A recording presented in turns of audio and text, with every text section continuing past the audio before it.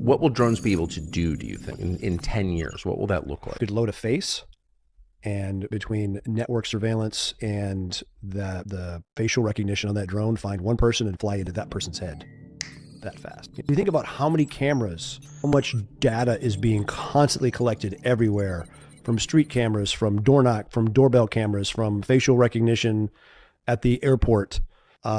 Despite all the techno wizardry of the U.S. military, the best weapon the enemy had was an IED. Now the enemy can fly the IED at you at 120 miles an hour, low to the ground, even in a highly jammed environment.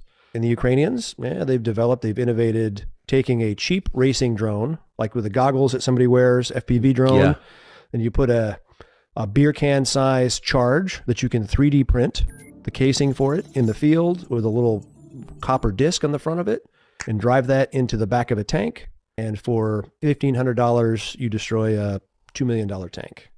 And the longer this combat goes in Ukraine, the Russians are getting a lot better. Ukrainians have too. The Javelin missile, which Raytheon sells to the taxpayers for $200,000 a shot, with a $300,000 command launch unit.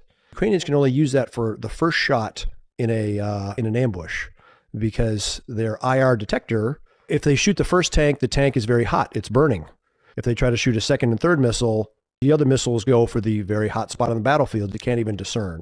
So then the Ukrainians shift from a $200,000 missile from the Americans to one that they build themselves for $29,000, and it works just as well. Some of the stuff works well, but at what cost? Right.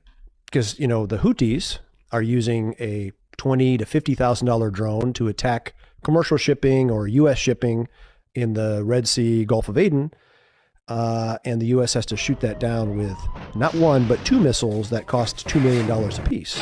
So you're costing us $4 million to shoot down a $50,000 drone.